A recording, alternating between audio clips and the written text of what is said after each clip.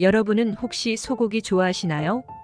저는 닭고기, 돼지고기도 좋아하지만 고소한 소고기를 참 좋아하는데요. 특별한 날 먹는 한우부터 달달하고 짭조름한 맛이 일품인 소불고기까지. 외국인들도 좋아하는 소고기는 예로부터 우리 몸의 기운을 되살려주는 보양식으로 많이 먹어왔습니다. 소고기는 우리 몸에 필요한 성분을 보완해준다고 하여 허리가 아프면 소의 허리뼈를, 다리가 아프면 소의 다리뼈를 푹 고아서 먹었습니다. 불고기를 쌈 채소와 함께 먹으면 그 맛의 조화가 굉장해서 처음 먹어보는 외국인은 물론이고 남녀노소 가리지 않고 좋아하는 음식으로 손꼽히고 있습니다. 소고기는 우리 몸에 꼭 필요한 동물성 단백질인 필수 아미노산 함량이 매우 높은 완전 단백질 식품인데요. 각종 비타민은 물론 칼슘, 아연, 셀레늄 등 다양한 영양소가 골고루 함유되어 있어서 우리 건강에 큰 도움을 주는 고마운 음식입니다. 따라서 소고기를 드시면 비타민과 단백질을 듬뿍 섭취할 수 있어 건강에 좋을 뿐만 아니라 쇠약감, 어지럼증, 혈액 건강 심지어 뇌기능 저하로 인해 발생하는 치매와 유사한 증상을 예방하는 데도 큰 효능이 있습니다. 또한 소의 간은 이미 잘 아시는 바와 같이 침침한 눈을 밝게 해주어 시력 건강에도 매우 좋습니다. 그런데 이렇게 맛도 좋고 몸에 좋은 소고기도 어떤 음식과 어떻게 먹느냐에 따라서 내 몸에 보약이 될 수도 반대로 독이 될 수도 있다고 하는데요. 건강을 위한 올바른 소고기 섭취법과 최악의 섭취법을 지금부터 알려드리겠습니다. 차근차근 끝까지 확인하시고 가족들에게 좋은 정보 공유하셔서 우리 가족 모두의 건강을 함께 지켜냅시다. 구독과 좋아요는 언제나 감사합니다. 소고기의 잘못된 섭취 방법 첫 번째는 고온에 튀기거나 숯불에 구워 먹을 때 태운 부위를 무심코 먹는 것입니다. 고기를 먹을 때 특히 탄 부위가 더 맛있다고 하여 좋아하는 분들도 계실 텐데요. 한두 번 먹는 것은 괜찮지만 오랫동안 꾸준히 탄 고기를 섭취하게 되면 우리 몸속에서 어떤 현상이 일어날까요? 건강을 해치고 위암, 대장암 등 정말 큰 병을 불러올 수 있습니다. 고기를 140에서 200도 사이에서 굽기 시작하면 마이야르 반응이 일어나는데요.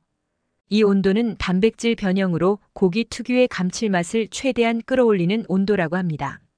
하지만 문제는 이때 고기의 가장자리나 비계와 살코기 부분이 타면서 벤조피렌이라는 발암물질이 생성된다는 것입니다. 그래서 고기를 먹을 때 탄 부분은 먹지 말라고 하는 것이죠. 심지어 벤조피렌은 고기가 탄 부위에만 생성되는 것이 아니라 고기가 탈 때 생기는 연기에도 포함되어 있다고 합니다.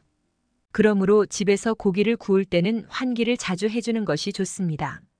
무엇보다 단백질이 풍부한 소고기는 높은 온도에서 요리하면 몸에 좋지 않은 벤조피렌이 일반적으로 생성되므로 소고기를 삶지 않고 구워서 조리하실 때는 각별한 주의가 필요한데요. 특히 오랫동안 많은 양의 벤조피렌에 노출되면 적혈구가 파괴되어 빈혈이 생기고 면역력이 저하될 수 있으며 심하면 생식독성이 발생할 수 있는 위험이 증가합니다. 특히 유독 벤조피렌이 무서운 이유는 인체 내의 DNA와 결합하여 돌연변이를 일으키는 발암물질 1군으로 분류되는 매우 위험한 독성 물질이기 때문입니다. 따라서 식품의약품안전처에서는 양파나 마늘과 같은 황화합물이 들어있는 향신료나 또는 적포도주와 녹차의 카테킨 등의 항산화제를 첨가하여 함께 조리하면 벤조피렌 생성 억제에 도움이 된다고 합니다. 그리고 식이섬유가 많은 쌈채소와 반드시 함께 먹는 것을 권장하고 있는데요. 이는 채소가 우리 몸에서 해독작용을 하기 때문이죠. 또한 탄 부분은 반드시 잘라내고 섭취하는 것이 매우 중요합니다. 소고기와 상극인 음식, 두 번째는 바로 부추입니다. 많은 분들이 고기와 함께 먹는 채소인 부추가 소고기와 상극이라는 사실이 의아하실 겁니다. 한의학적으로 소고기와 부추는 모두 뜨거운 성질을 가진 음식인데요. 그래서 열이 많은 사람이 이 두 가지를 함께 드실 경우 발열, 두통, 소화불량 등이 유발될 수 있습니다. 또 위가 약하신 분들은 위통과 위염이 동반될 뿐만 아니라 간에 부담을 주어 간 기능을 떨어뜨릴 수 있고 시력에도 나쁜 영향을 미칠 수 있다고 합니다. 특히 위나 장에 열이 많으신 분들이 소고기와 부추를 함께 섭취할 경우 설사를 유발할 수 있고 몸이 건조해질 수 있습니다. 또한 잇몸까지 부을 수 있으니 함께 드시는 것은 가급적 피하시길 권장드립니다. 소고기와 상극인 음식, 세 번째는 고구마와 밤입니다. 소고기와 함께 저녁을 드신 후 후식으로 고구마나 밤을 드시는 분들 있으시죠? 한방에서는 소고기와 고구마 그리고 소고기와 밤을 서로 상극인 식품으로 간주하고 있습니다. 소고기와 고구마 그리고 소고기와 밤은 소화에 필요한 위산의 농도가 각각 다를 뿐만 아니라 소화 작용이 서로 맞지 않기 때문에 서로가 가지고 있는 좋은 영양분이 체내에 흡수되는 것을 방해하여 소화가 잘 안 되고 속이 더부룩해지기 쉽습니다. 그 이유는 소고기는 단백질과 지방이 고구마와 밤은 전분이 주성분이기 때문인데요. 따라서 위에서 머무는 시간이 길어지면 위에 부담을 주고 복통과 설사 그리고 소화불량을 일으킬 수 있습니다. 최근 육류 섭취는 심장질환과 각종 성인병을 유발하고 대장암을 발생시키는 위험 요인이라는 점이 부각되면서 고기를 당장 끊어야 한다는 목소리가 적지 않은데요. 그런데 육식의 가장 큰 단점은 지방 과다 섭취와 조리 방법에 있는 것이지 고기 자체에 문제가 있다고 볼 수는 없다고 합니다. 건강을 위한 바람직한 영양소 섭취 비율은 탄수화물이 55에서 60%, 지방은 15에서 20%, 단백질은 20에서 25% 정도입니다. 하지만 공유가 주식인 우리나라에서는 탄수화물과 지방은 과다 섭취하고 육류 등의 단백질 섭취량은 높지 않다고 합니다. 하지만 고기를 더욱 챙겨 먹어야 하는 중요한 이유는 단백질이 우리 몸에서 만들어지지 않기 때문인데요. 특히 나이가 들수록 신체 활동량이 줄어들고 근육도 자연스럽게 감소하게 됩니다. 그런데 근육량이 감소하게 되면 뼈를 단단히 받쳐주지 못해 골절 위험과 관절염 위험은 커지고 신체 균형 장애와 낙상 위험도가 2배 이상 높아진다는 것입니다.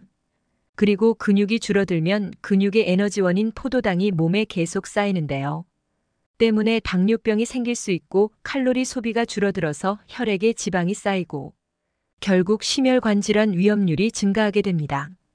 따라서 건강한 삶을 위해서는 양질의 단백질을 적절히 균형 있게 섭취하는 것이 필수적입니다. 물론 콩이나 시금치 그리고 브로콜리, 유제품 등에도 단백질과 철분 등의 영양소가 풍부하게 들어 있습니다. 하지만 소고기에 비해 체내 흡수율이 낮아 대부분 몸 밖으로 배출됩니다. 또한 식물성 단백질에는 필수 아미노산 일종이 빠져 있는데 아미노산이 하나라도 없으면 나머지 아미노산을 효과적으로 사용할 수 없게 됩니다. 그러므로 육류 섭취를 무작정 제한하기보다는 적정량의 육류를 섭취하는 것이 건강을 위해서 더 좋을 수 있습니다. 그러니 건강한 육식을 위해서는 지방 함량이 낮은 살코기 위주로 드시는 것이 중요하며 수육처럼 삶거나 쪄서 섭취하는 것이 장수와 건강을 위해 지켜야 하는 필수 식습관이 되겠습니다. 그렇다면 소고기와 함께 드시면 몸에 보약이 되는 최고 음식은 무엇이 있을까요? 소고기와 궁합이 좋은 음식, 첫 번째는 레드 와인입니다. 소고기와 와인을 함께 섭취하면 입맛을 돋워줄 뿐만 아니라 소화액이 분비되어 소화를 도와줍니다. 와인에는 쓴맛과 떫은 맛을 주는 탄닌과 카테킨 등으로 구성된 폴리페놀이라는 성분이 다량 함유되어 있는데요. 바로 이 폴리페놀은 세포의 노화와 손상을 초래하는 체내의 활성산소를 제거해주는 항산화제 역할을 합니다. 또 혈관 속에서 피가 응고되는 혈전을 억제해주는 역할을 하여 동맥 경화와 심장병의 위험을 예방해줍니다. 그래서 히포크라테스는 와인에 물과 향유를 섞어서 두통, 소화장애, 신경통, 해열작용 등 질병 치료에 사용하기도 했다고 합니다. 이런 이유에서 오래전부터 서양에서는 레드 와인이 건강에 좋은 술이라고 불리우기도 했지요. 소고기와 와인을 함께 드시면 입속에 남아있는 고기의 단백질은 와인의 탄닌 성분이 잡아주고 와인의 떫은 맛은 줄어든다고 합니다. 그래서 맛과 향을 풍부하게 즐길 수 있을 뿐만 아니라 건강에도 좋으므로 소고기와 레드 와인은 서로 궁합이 좋은 음식이 되겠습니다. 소고기와 궁합이 좋은 음식, 두 번째는 깻잎입니다. 소고기는 부위에 따라 다소 차이가 있지만 비타민 A, 비타민 C 성분이 많이 부족한 단점이 있는데요. 이때 깻잎과 함께 드시면 깻잎에 함유된 풍부한 비타민 A, 비타민 C가 소고기의 부족한 영양분을 보충해주고 소고기의 콜레스테롤 증가를 예방해주기 때문에 최고의 궁합이 될 수 있습니다. 동의보감에 따르면 깻잎은 속을 고르고 편안하게 하는 효과가 있으며 위장을 튼튼하게 해줍니다. 게다가 깻잎은 한국인들이 가장 많이 걸리는 위암세포의 성장을 억제하는 효능이 있으며 심지어 시금치보다 철분이 2배나 많이 들어있어서 깻잎을 30g 정도만 먹어도 하루에 필요한 철분 섭취량을 모두 충족할 수 있습니다. 또 비타민C도 12mg 정도 함유되어 있는데요. 이는 사과 3개와 비슷한 함량에 가깝습니다.